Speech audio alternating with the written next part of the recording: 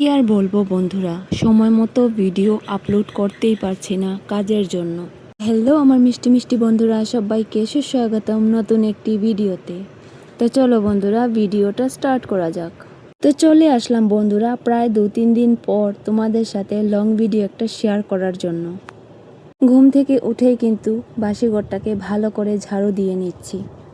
ঘর ঝাড়ু দিতে দিতে তোমাদের সাথে একটা কথা আমি শেয়ার করি। আমার যতই কাজ থাকুক না কেন, আমি কিন্তু সময় মতো প্রতিটা ভিডিও আপলোড করে থাকি। কিন্তু ইদানিং এমন হচ্ছে, ভিডিওগুলো এডিট করতে বসলেই কেন জানি না আমার ঘুম চলে আসে। তো যাই হোক বন্ধুরা, এখন যে তোমরা দেখতে পেরেছো কাপড়ের টুকরোগুলো, এটা কিন্তু আমার পাপোশটাই ছিল। ওটা কিন্তু ছিঁড়ে গিয়েছে, তো ভাবলাম কি এটা ভালো করে খুলে ধুয়ে দেব, তারপর কিন্তু আবারও নতুন করে বানাবো এটাকে।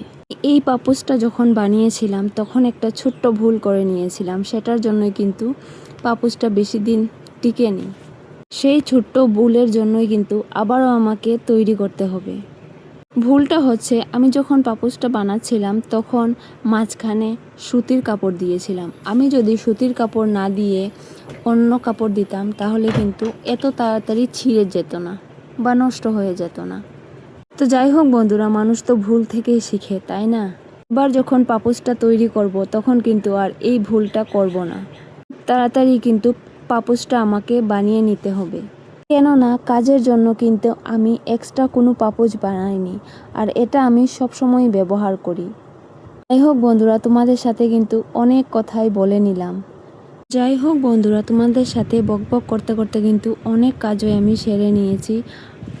তো এখন চলে এসেছি সন্ধ্যা পুজো দেওয়ার জন্য, বিকেলের সব কাজ কমপ্লিট করে।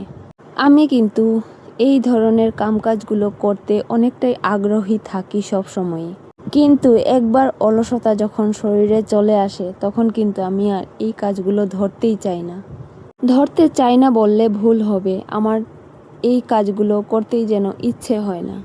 এবার আর অলসতা করলে কাজ হবে না। যাই হোক বন্ধুরা, তোমাদের সাথে কিন্তু আমি পাপোশটা শেয়ার করব।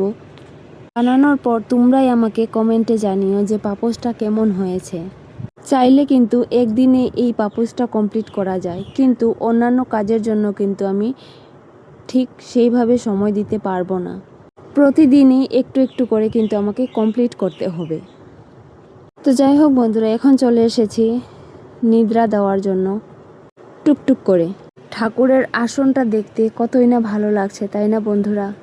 আমার তো সব থেকে বেশি ভালো লাগে যখন আমি ঠাকুর দেওয়ার পর আসনটা দেখি, আমার মনটা যেন জুড়িয়ে যায়। তার মধ্যে দিকে যখন কালারিং লাইটের আলো পড়ে,